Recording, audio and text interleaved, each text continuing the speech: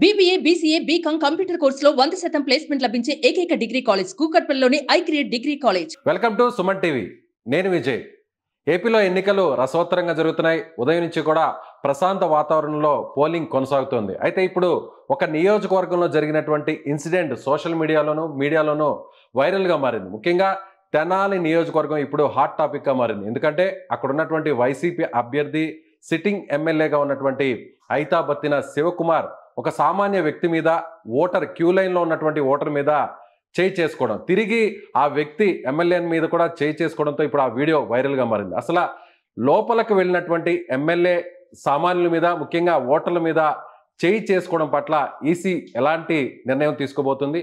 దీనిపై విశ్లేషణ చేయడానికి మనతో పాటు Suman TV news chief editor Keshav గారు ఉన్నారు. కేశవ్ గారు నమస్తే.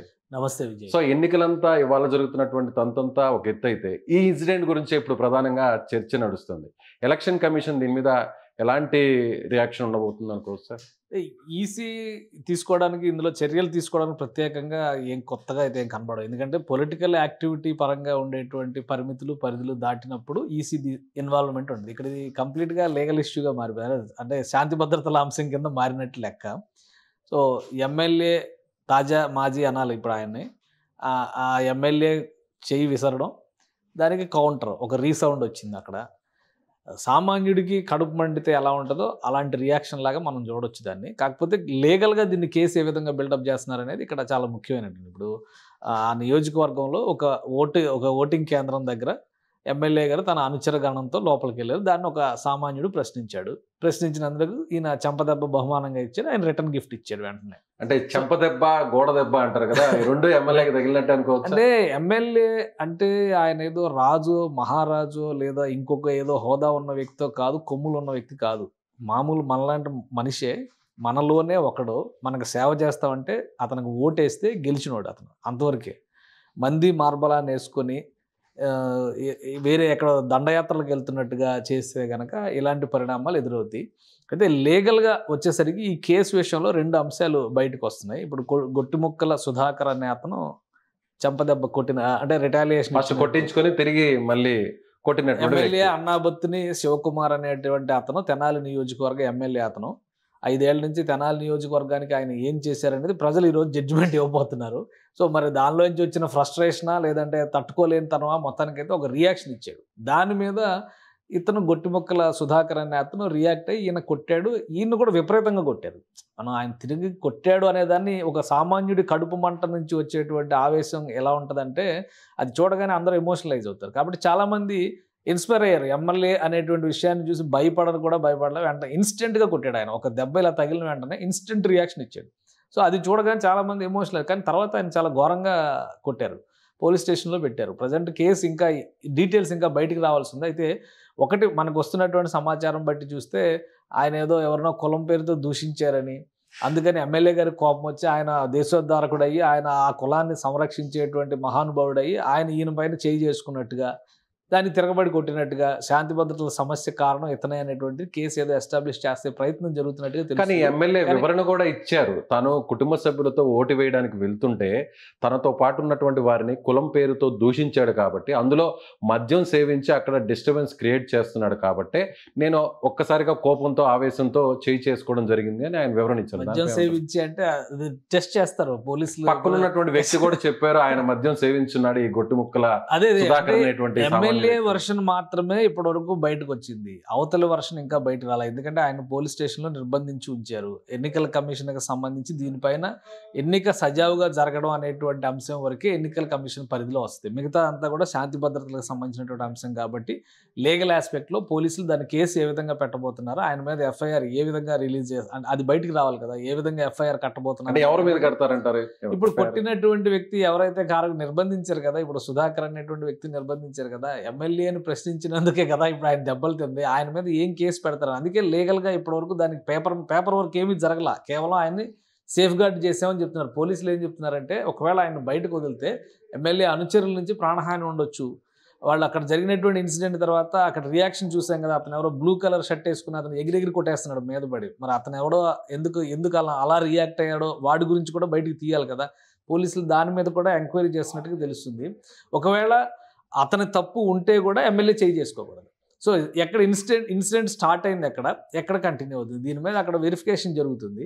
రెండోది ఏంటంటే కేసు పెట్టడానికి ముందు కొన్ని పూర్వాపరాలు చర్చించిన తర్వాత ఏదైనా చేయగలరు. ఎమ్మెల్యే చెప్పినటువంటి వర్షన్ కేవలం ప్రస్తుతం ఇప్పుడు ఆయనకి విపరీతమైన డ్యామేజ్ జరిగింది, సోషల్ మీడియా పరంగా కావచ్చు, మామూలుగా ఇప్పుడు జరిగిన ఇన్సిడెంట్ని ప్రతి ఒక్కరు చర్చించుకుంటున్నారు. ఒక ఎమ్మెల్యేకి చెంపదెబ్బ అనేది హైలైట్ అయింది, ఆయన ఎంత కొట్టినా కానీ ఈయన చెంప పగిలింది అన్నదే బయటకు వచ్చింది.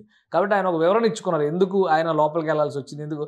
మామూలుగా కూడా ఓటు హక్కు వినియోగించుకోవడానికి కుటుంబ సభ్యుల్ని కానీ మంది మార్బలాన్ని కానీ తీసుకెళ్ళి వేసుకోవడానికి ఆయనకు అవకాశం లేదు. ఒక ఎమ్మెల్యేగా ఆయన వేయొచ్చు, ఎందుకనంటే ఆయన క్యూ లైన్ పాటించకపోయినా పెద్ద తప్పు కాదు, అభ్యర్థి కాబట్టి. ఎందుకంటే అభ్యర్థి ఆయన అక్కడొక్క దగ్గర పరిమితం కాడు, ఆ నియోజకవర్గం పరిధిలో ఉన్నటువంటి పోలింగ్ బూత్లు అన్నింటినీ కూడా విజిట్ చేసుకునేటువంటి రైట్ ఆయనకు ఉంది. ప్లస్ ఆయన పెట్టుకున్నటువంటి పోలింగ్ ఏజెంట్ల నుంచి రకరకాల సమాచారం వస్తుంది. ఆ సమాచారానికి అనుగుణంగా ఈయన రియాక్షన్ ఇవ్వాల్సినటువంటి పరిస్థితి, అక్కడికి వెళ్లాల్సి ఉండొచ్చు, లేదా మనుషులను పంపించాల్సి ఉండొచ్చు, ఏదన్నా కేసు పెట్టాల్సినటువంటి పరిస్థితి ఉంటే అధికారులతో మాట్లాడాల్సిన ఈ హడావుడిలో ఉంటారు. కాబట్టి ఆయన వెళ్ళి క్యూ లైన్లో నుంచి ఓటు వేసుకోలేడు. కాబట్టి ఎమ్మెల్యే అభ్యర్థి ఎవరైతే వాళ్ళకి ఆ వెసులుబాటు అయితే ఉంది. అలా అని చెప్పిన ఒక 20 మందిని తీసుకుని వెళ్తాం అనేది వైలేషన్ కిందకు వస్తుంది. అప్పుడు ఎన్నికల కమిషన్ ఖచ్చితంగా ఆయన మీద చర్య తీసుకోవాలి. ఇప్పుడు అక్కడ 144 సెక్షన్ ఉంటుంది కదా, ఆ పరిధిలో ఎవరో నలుగురు కూర్చుని కూడా మాట్లాడుకోకూడదు అని చెప్పారంటారు కదా. మరి ఎమ్మెల్యే గారు మందిని వేసుకుని ఎట్లా వెళ్తారు? సో అడిగిన వాడి తప్పు అవుతుందా, చేసిన వాడి తప్పు అవుతుందా? దీనికి పోలీసులు ఒక కేసు ఫ్రేమ్ చేయాలంటే కనుక ఇది లీగల్గా పూర్తిగా ఆలోచించి ఒక నిర్ణయం తీసుకుని అప్పుడు పేపర్ వర్క్ పెట్టాల్సినటువంటి అంశం. అతన్ని నిర్బంధిస్తే కూడా 24 గంటలకు మించి అతను అక్కడ పోలీస్ స్టేషన్లో కూర్చోబెట్టడానికి లేదు. ఒకవేళ 24 గంటలు దాటితే అతని మీద ఏం కేసు ఫైల్ అయింది అనేది లీగల్గా ప్రాసెస్ స్టార్ట్ చేయాల్సినటువంటి పరిస్థితి ఉంటుంది. అలాగే కొద్దిసేపటి కింద కూడా ఈసీ దీని మీద చాలా సీరియస్ అయింది. ఎవరైతే ఇప్పుడు అభ్యర్థి ఉన్నారో వైసీపీ అభ్యర్థి శివకుమార్, ఆయన్ని హౌస్ అరెస్ట్ చేయాలి, సాయంత్రం ఎన్నికలు ముగిసేంత వరకు కూడా బయటకు రానివ్వకూడదు అంటూ కూడా కొన్ని ఆదేశాలు ఇప్పుడే కొద్దిసేపటి కింద ఇచ్చింది అనుకోవచ్చు. దాన్ని ఎలా చూడాలంటే, ఎన్నికల సంఘం ప్రైమరీ టార్గెట్ ఎలక్షన్ సజావుగా జరగడం. కాబట్టి అక్కడ ఎన్నికల కేంద్రాలు ఎక్కడైతే పోలింగ్ బూత్లు ఉన్నాయో అక్కడ ఎక్కడా కూడా ఉద్రిక్త వాతావరణం రాకూడదు. రెండోది, ఇప్పుడు ఈయన రియాక్ట్ అయ్యాడని చెప్పిన అవతల పార్టీ రియాక్ట్ అయింది అనుకోండి, అటు నుంచి జరిగితే ఘర్షణలు మొదలయ్యేటువంటి పరిస్థితి ఉంటుంది. వాస్తవానికి చెప్పాలంటే 2019 ఎలక్షన్స్ అసలు అన్నిటికంటే ముందు మొన్న లోకల్ బాడీ ఎలక్షన్స్తో పోల్చి చూస్తే చాలా ప్రశాంతంగా జరుగుతున్నట్టు లెక్క. ఆంధ్రప్రదేశ్లో ఎన్నికలు 4-5 ప్రాంతాల్లో మినహా పెద్ద సీరియస్ ఘటనలు ఏవి జరగల. ఎమ్మెల్యే దురుసు ప్రవర్తన మాత్రమే దీనికి కారణం అనేటువంటి సంకేతాలు చాలా స్పష్టంగా కనిపిస్తున్నాయి. నిజంగానే ఆయన మద్యం సేవించి ఆ ప్రాంగణంలో ఏమైనా అలజడి సృష్టించాడా, ప్రత్యక్ష సాక్షుల నుంచి కూడా ఇన్ఫర్మేషన్ తీసుకోవాల్సినటువంటి పరిస్థితి ఉంటుంది కదా, ఆ సమయంలో ఎవరెవరు ఉన్నారని. ఒకవేళ ఎమ్మెల్యేకి సంబంధం లేని విషయంలో ఆయన ఇన్వాల్వ్ చేసి ఇతను అటాక్ చేసేటువంటి ప్రయత్నం చేశాడా, అది కూడా క్లారిటీ రావాలి. కాబట్టి ఇది ఒక ఇద్దరి ఎమోషన్స్ని కోల్పోవడం వల్ల జరిగినటువంటి సంఘటన. కానీ ఎన్నికలు అనేది మొత్తం ఆ నియోజకవర్గానికి సంబంధించినటువంటి అంశం. అందుకనే ఎమ్మెల్యే మళ్ళీ ఎక్కడికైనా వెళ్ళినా ఎమ్మెల్యే పైన వేరే వాళ్ళు అటాక్ చేసే ప్రయత్నం జరగవచ్చు, లేదా ఎమ్మెల్యే అనుచరులు కొంత దురుసుగా ప్రవర్తించేటువంటి ప్రయత్నం కూడా చేయొచ్చు. వీటన్ని దృష్టిలో పెట్టుకొని బహుశా ఎలక్షన్ కమిషన్ ఆయన్ని నియంత్రించేటువంటి ప్రయత్నం చేసి ఉండొచ్చు. ప్రైమరీ ఆధారాలను బట్టి, అక్కడ జరిగినటువంటి ఇన్సిడెంట్ని బట్టి చూస్తే కనుక ఎమ్మెల్యే అనవసరంగా చేయించేసుకున్నారనేటువంటి సంకేతాలు చాలా స్పష్టంగా కనిపిస్తుంది. సో ఈ ఇన్సిడెంట్, ఈ చెంపదెబ్బ ఇన్సిడెంట్ ఒక రకంగా ఎన్నికల పోలింగ్ కావచ్చు, లేదంటే ఆ ఫలితాల మీద ఏమన్నా ప్రభావం చూపే అవకాశం ఉందా? సీరియస్ ఇది కాదు, అంటే ఫలితాలన్నింటినీ చూపించేది కాకపోవచ్చు, కానీ తెనాలి నియోజకవర్గంలో మాత్రం ఒక ఆలోచన ఆ నియోజకవర్గంలో ఒక ఆలోచనను రేకెత్తించేటువంటి అంశం కావచ్చు, లేదా ఆల్రెడీ అప్పటికే 11 గంటల సమయంలో జరిగినట్టుంది ఆ ఇన్సిడెంట్, 10 గంటల సమయంలోనే జరిగినట్టుంది. అప్పటికి అక్కడ ఉన్నటువంటి పోలింగ్ బూత్లో జరుగుతున్నటువంటి ఓటింగ్ పర్సంటేజ్లు, ఓటింగ్ రియాక్షన్స్, పబ్లిక్ డిస్కషన్స్, వీటన్నిటిని బట్టి ఎమ్మెల్యేలో కూడా ఏదైనా ఆందోళన ఉండి ఓడిపోతున్నాం అనేటువంటి భయంతో ఆయన ఫ్రస్ట్రేషన్లో చేసుకొని ఉండొచ్చు. సో అట్లా చాలా అంశాలు అందులో ఉండి ఉండొచ్చు. కానీ దాని ప్రభావం ఎంత అనేది ప్రభావం చాలా తక్కువ.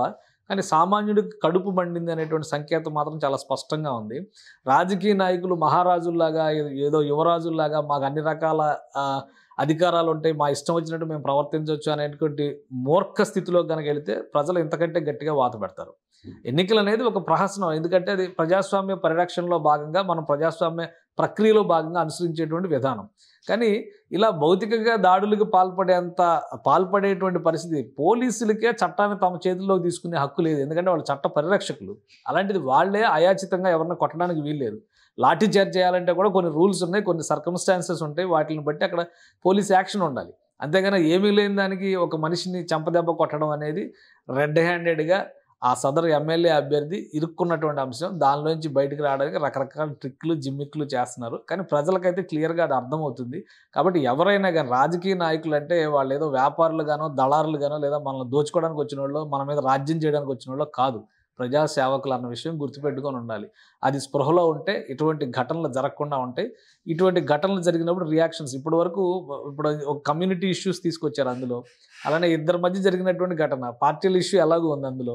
ఇప్పుడు ఇది ఎటు రియాక్ట్ అవుద్ది అనేది ఆయన గెలుపోవటంలో డిసైడ్ చేసినా ఆశ్చర్యపోవాల్సినటువంటి అవసరం లేదు. ఎక్కడో కొంత ఎడ్జ్ ఉంది అనుకునేది కూడా పోయినా ఆశ్చర్యపోవాల్సినటువంటి అవసరం లేదు. కాబట్టి ఇటువంటి దురుసు ప్రవర్తన ముఖ్యంగా ప్రజా జీవితంలో ఉన్నవాళ్ళు తమను తాము నియంత్రించుకోలేకపోతే ప్రజలను నియంత్రించేటువంటి శక్తి సామర్థ్యాలను వాళ్ళు కూడా కోల్పోతారనడానికి ఇది ఒక ఉదాహరణగా చూడాల్సి ఉంటుంది మనం. Right sir, thank you so much. So తెనాల్లో ప్రస్తుతం జరిగినటువంటి ఈ ఇన్సిడెంట్ ఒక రకంగా అటు రాష్ట్ర వ్యాప్తంగా చర్చనీయాంశంగా మారింది. మరొకవైపు ఎమ్మెల్యే ఎవరైతే వైసీపీ అభ్యర్థిగా ఉన్నటువంటి శివకుమార్ చట్టాన్ని తన చేతిలోకి తీసుకొని సామాన్య వ్యక్తి మీద ఈ విధంగా భౌతిక దాడులకు పాల్పడడం సమంజసం కాదంటూ కేశవ్ గారు చెప్తాను. Thank you so much.